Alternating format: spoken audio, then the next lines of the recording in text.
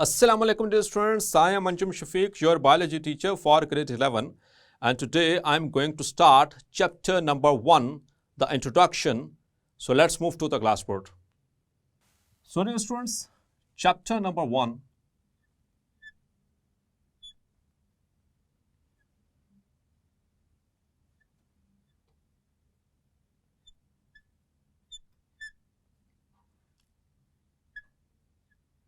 that is introduction. And here we are concerned with the introduction to biology.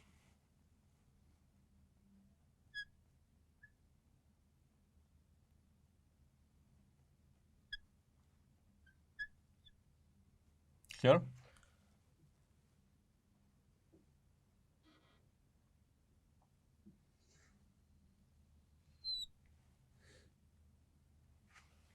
तो dear students हम start करेंगे science के साथ. So what is science?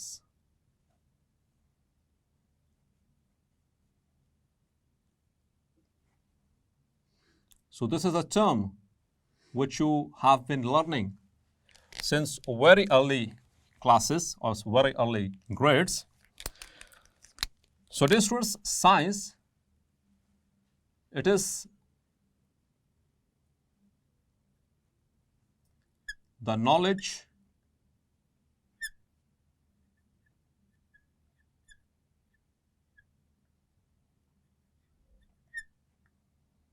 about logical and systematic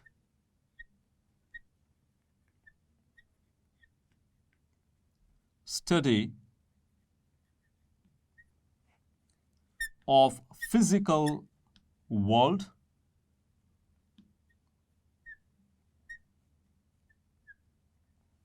and the laws of nature.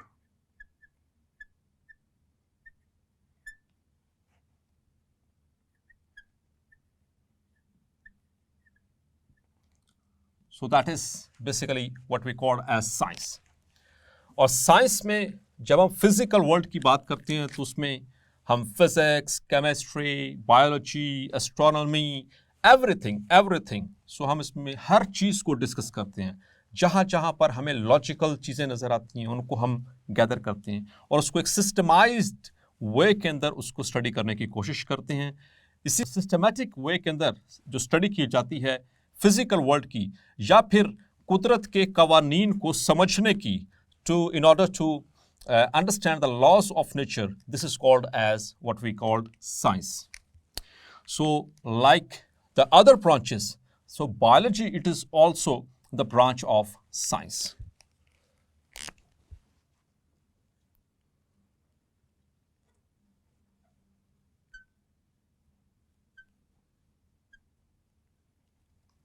Clear? और ये terminology भी आप 6th standard 7th standard से पढ़ते चले आ रहे हैं. क्लियर? मैट्रिक में भी आपने पढ़ा. So now we are going to study in an extended way. हम इसको एक्सटेंडेड वे में समझने की कोशिश करेंगे अपने सब्जेक्ट को biology. If you have the strong basics जो आपने 9th और 10th में की थी या ओ लेवल्स में स्टडी की थी, so it will be very easy for you to understand the concepts regarding biology in this 11th grade. Clear? So first of all, what is biology? You know, it's a Greek word. Clear? It is a Greek word. Bios, that means life, that means living things, related to living things or life. And the second word is logos, which means thoughts or reasoning or the study of, ये सारे इसके meanings हैं. Study of. So what is the study? Study of life, study of living things. Clear? So basically biology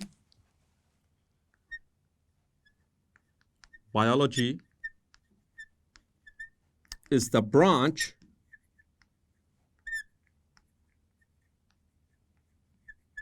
of science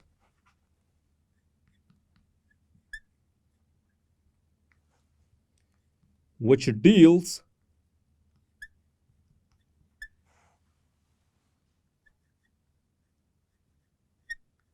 with the study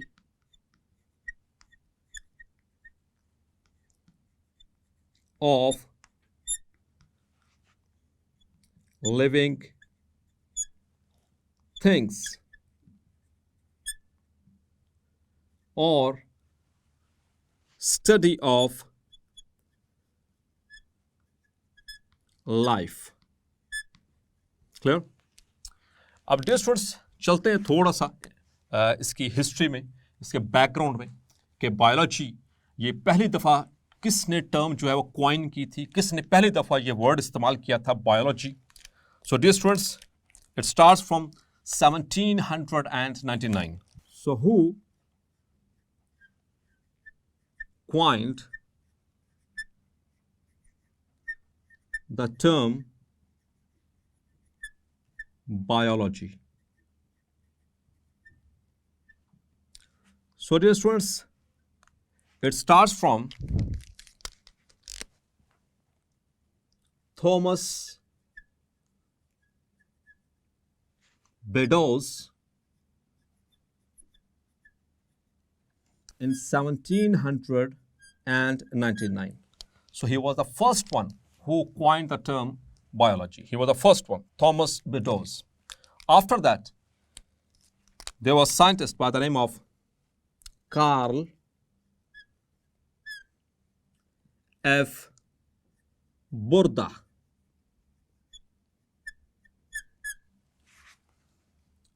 In 1800, he was the second one who coined the term biology. So after that, there was Lamarck,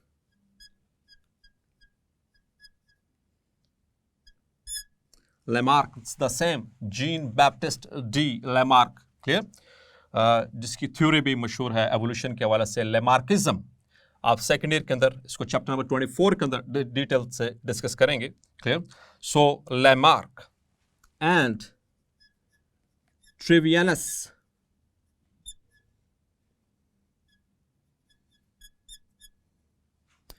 in 1802. Both of them, they coined the term biology. तो ये थोड़ी सी history थी कि ये जो term है biology, ये किसने पहली दफ़ा, फिर दूसरी दफ़ा, फिर तीसरी और चौथी दफ़ा किसने क्वाइन की थी. ये थोड़ी सी उसकी ब्रीफ सी हिस्ट्री. अब स्टूडेंट्स मूव करते हैं इसके लिटरल मीनिंग पे. Clear? What is the literal meaning of biology?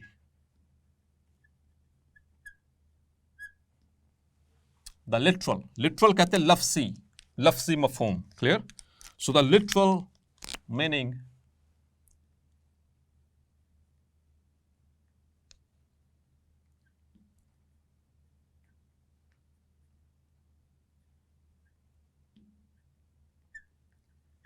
of biology is study of life. इसको मार्क कर लीजिए एमसीक्यूज के लिए या शॉर्ट क्वेश्चन के लिए आपसे पूछा जा सकता है, what is the literal meaning of biology? So the literal meaning is study of life. Clear?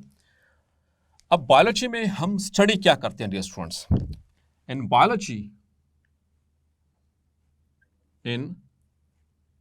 biology,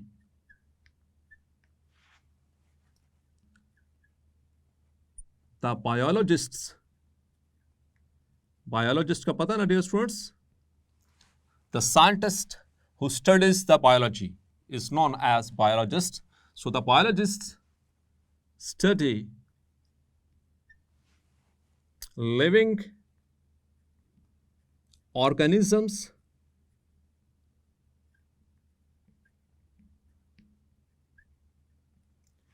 and non-living things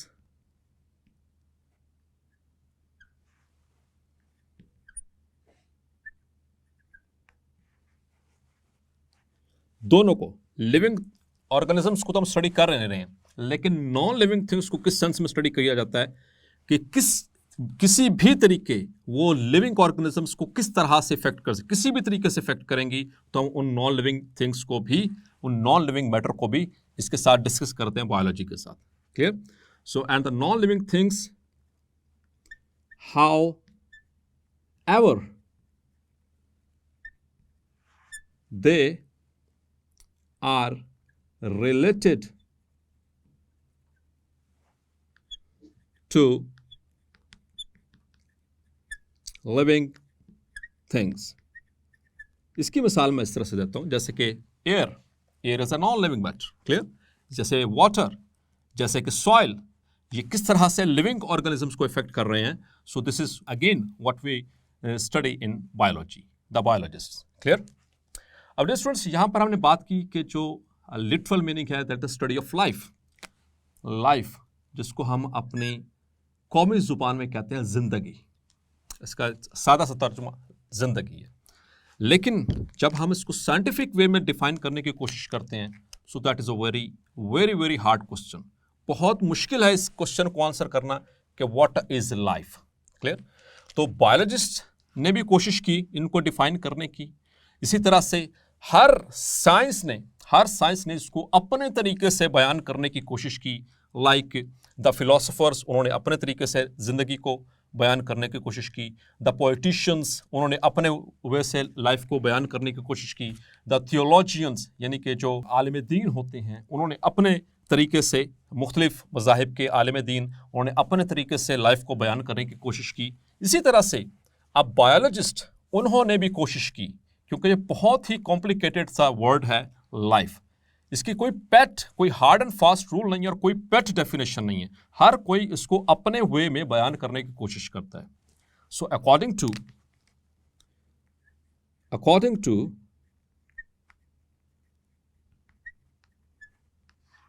biologists,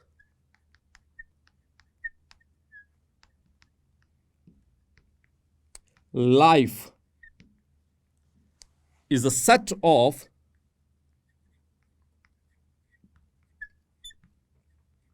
characteristics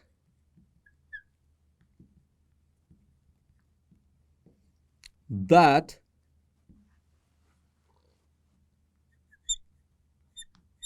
differentiate living organisms from non-living things, including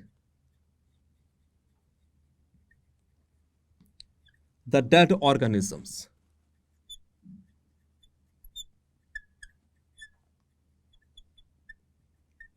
Including the dead organisms. So, according to biologists, life क्या है? क्योंकि हम कह रहे हैं कि biology क्या है, it is the study of life. तो जैसा कि हर डिपार्टमेंट ने, साइंस की हर ब्रांच ने, हर फील्ड ने इसको डिफाइन करने की कोशिश की, इसी तरह से बायोलॉजिस्ट ने भी इसको डिफाइन करने की कोशिश की। So according to them, life चूंकि बहुत कॉम्प्लिकेटेड सा एक वो है वर्ड है, तो उन्होंने अपने तरीके से इसको बयान करने की कोशिश की। और इनके हिसाब से लाइफ किसे कहते हैं? अ सेट ऑफ कैरेक्टरिस्टिक्स। सेट कहते हैं मजमुआ, कैरेक्टरिस्टिक्स कहते हैं खुसूसियात को, एबिलिटीज को, कैपेसिटीज को। So it is a set of characteristics that differentiate, जो कि फर्क करेगा लिविंग थिंग का और नॉन लिविंग थिंग्स का, living organisms from non living things, और नॉन लिविंग थिंग्स के साथ हम शामिल करते हैं इंक्लूडिंग द डेड ऑर्गेनिजम्स, उसको भी। तो वो सेट ऑफ कैरेक्टरिस्टिक्स जिसके अंदर मौजूद हैं वो कहलाएगा लाइफ और लिविंग, और जिसके अंदर वो नहीं है वो कहलाएगा नॉन लिविंग और डेड। क्लियर? तो ये बड़ा इंटरेस्टिंग सा यानी कि सेट ऑफ कैरेक्टरिस्टिक्स और बड़ा लॉजिकल वे में उन्होंने बयान करने की कोशिश की। तो आइए पहले देखते हैं कि वो set of characteristics according to biology जो कि लाइफ को डिफाइन करता है, जो कि लिविंग ऑर्गेनिजम्स को नॉन लिविंग थिंग्स और डेड से डिफरेंशिएट करता है, वो क्या है? The set of characteristics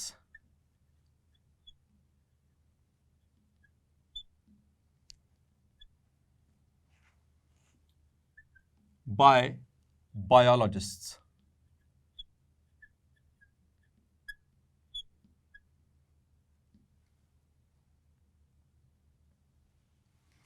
So what is that? So according to them, number one, the living organisms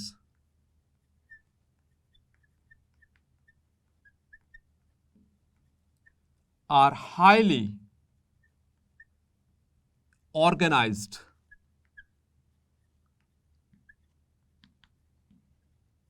and complex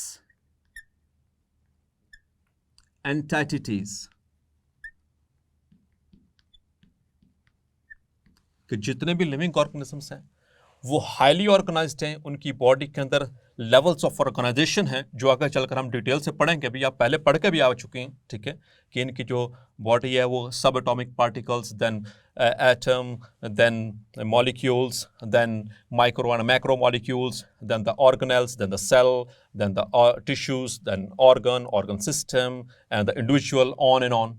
So they are highly organized and they are very complex organisms. Clear? According to the biologist. So this is the first characteristic of living things. Number two,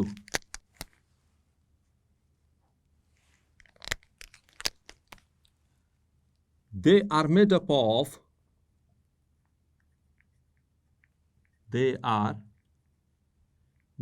of one means unicellular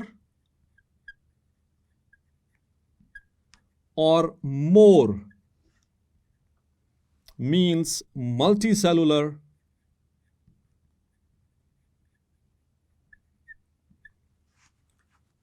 cells. Clear? They are made up of one cell or more than one cell. अगर एक cell से बने हुए हैं जो कि हम जानते हैं, they are the unicellular organisms like bacteria, all the prokaryotes they are unicellular. इसी तरह से all protozoans they are unicellular. या फिर वो multicellular हैं like fungi, like plants, like animals, they are multicellular. तो या तो उनकी बॉडी यूनिसेलुलर होगी या फिर उनकी बॉडी मल्टीसेलुलर होगी. Clear? So that is the second most important characteristic of living organisms. Now the third one, they have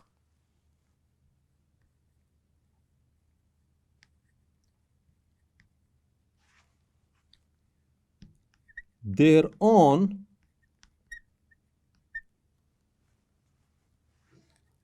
genetic code for their characteristics.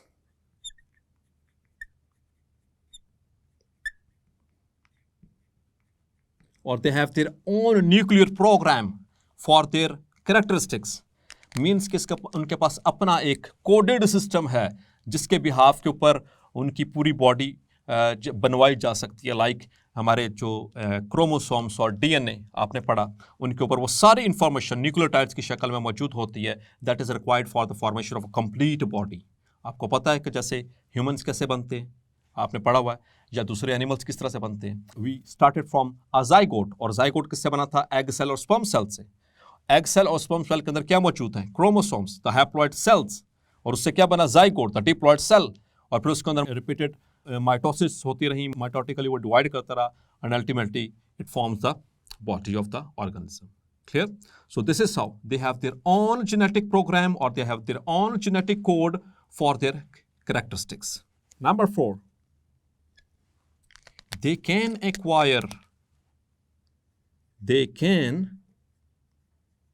acquire energy and are able to utilize energy. मतलब कि अल्लाह ताला ने उनके अंदर ये सलाहियत रखी है कि वो एनर्जी को हासिल कर सकें और फिर उसको यूटिलाइज भी कर सकें. जैसे कि प्लांट्स एनर्जी बनाते हैं, clear, through photosynthesis by using the solar energy, और वो उसको कन्वर्ट करते हैं केमिकल एनर्जी में. चैप्टर नंबर 11 बायो एनर्जेटिक्स, उसमें डिटेल से पढ़ाया जाएगा आपको, क्लियर. और उस तरह फिर वो किस तरह से उसको यूटिलाइज करते हैं. पहले लाइट रिएक्शंस में एनर्जी बनती है in the form of ATP and NADPH, याद होगा आपको. और फिर उसके बाद डार्क रिएक्शंस में वही एनर्जी इस्तेमाल होती है कार्बन डाइऑक्साइड को शुगर्स में कन्वर्ट करने के लिए. या फिर और बहुत सारी इस तरह की एनर्जी कन्वर्शंस हमारी बॉडी के अंदर हो रही होती हैं, लिविंग ऑर्गेनिजम्स में, एनिमल्स के अंदर, प्लांट्स के अंदर, फंजाई के अंदर.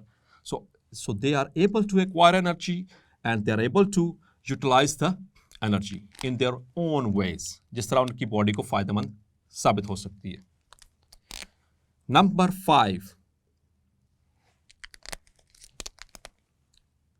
they can increase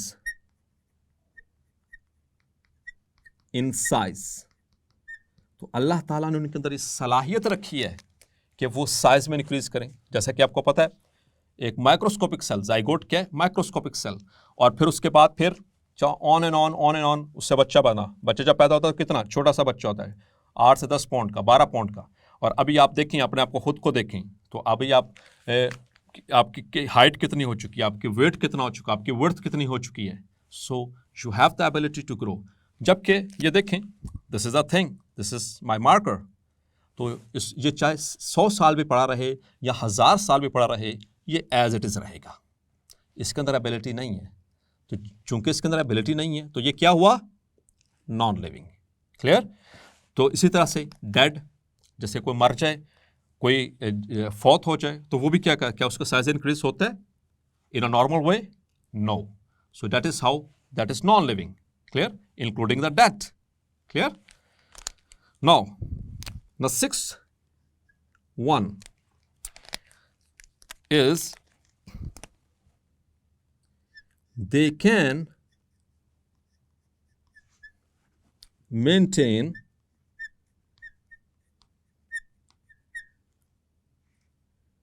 fairly internal environment.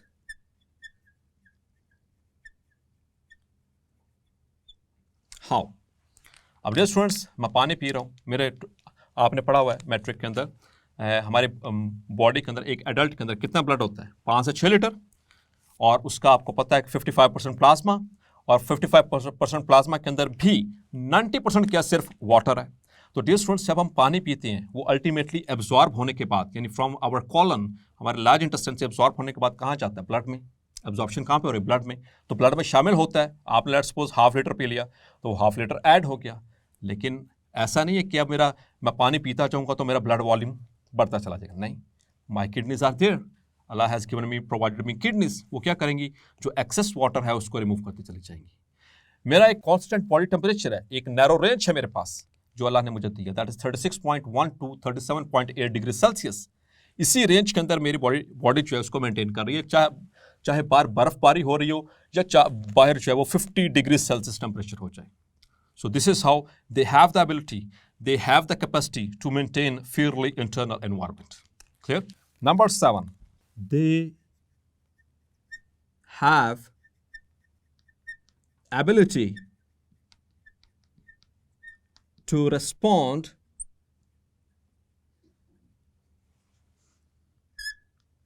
to external stimuli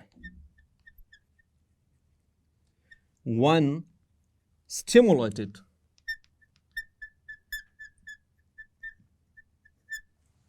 When stimulated. तो हमारे पास अल्लाह ताला ने खासियत रखी, क्लियर. जैसे मुझे पिन चुभी, मैंने हाथ पीछे रिट्रैक्ट कर लिया. जैसे मुझे मेरे सामने हीट लाएंगे तो मैं क्या करूँगा, उससे दूर भागूंगा. So that is my response. I have the ability to respond. Clear. जैसे मुझे ठंड लगेगी तो मैं अपनी बॉडी को ऐसे करूँगा. ठीक है, मेरी बॉडी अंदर से क्या करेगी, वो शिवरिंग स्टार्ट कर देगी, वो वेजो कंस्ट्रिक्शन स्टार्ट कर देगी. So this is how I have the ability to respond to the external stimuli whenever stimulated. अब साउंड वेव्स, मेरी साउंड वेव्स आपके पास जा रही हैं थ्रू अ डिवाइस. ठीक है, और वो आपके ईयर ड्रम को हिट कर रही हैं. सो आपके ईयर ड्रम को स्टिमुलस मिल रहा है, वो वाइब्रेट कर रहा है. उसके साथ कनेक्टेड जो बोन्स हैं, मिडल ईयर ऑसिकल्स, वो वाइब्रेट करती हैं. वो फिर आके वाइब्रेशंस जो हैं वो पास ऑन करती हैं to the internal air. Internal air के अंदर मौजूद होता है फ्लूइड, वो वाइब्रेट होता है. उसके मिडल डक्ट, कॉकलिया के मिडल डक्ट के अंदर होते हैं हेयर सेल्स, वो स्टिमुलेट होते हैं. There are receptors, hearing receptors. और फिर वो क्या करते हैं, they send the impulse through the auditory nerve, that is the vestibulocochlear nerve. पढ़ा था आपने मैट्रिक के अंदर ईयर का स्ट्रक्चर. ठीक है, और वो कहाँ पर जाता है, फिर हमारे यहाँ पर the temporal area which is related to the sense of hearing. Clear. And sense of smell, जो हमारा टेम्पोरल लोब है सेरिब्रम का. So this is how we respond. फिर हमें समझ आती है अब आपकी बात को कैसे रिस्पॉन्ड करना है. मुझे आपकी बात समझ आ रही है या आपको मेरी बात समझ आ रही है कि नहीं. So that is how we respond. Clear. ठंड को हम एक्सट्रीम्स ऑफ टेम्परेचर को, extremes of everything, we have the ability, even a threshold stimulus can stimulate us. Clear. And more characteristics are also there. इसके अलावा भी कुछ ऐसे characteristics हैं डियर स्टूडेंट, इसके अलावा जो कि डिस्टिंग्विश करते हैं. अब ये कुछ बेसिक सेट ऑफ कैरेक्टरिस्टिक्स मैंने आपके सामने रखा. डियर स्टूडेंट्स, इन सब को कंपेयर करें, कोई भी चीज़ रख लें वो अगर तो उनके उसके अंदर ये सारी एबिलिटी है. ठीक है, और ख़ास तौर पर ये लास्ट में एक और बहुत अहम, they have the ability to reproduce. They can reproduce and produce fertile offsprings.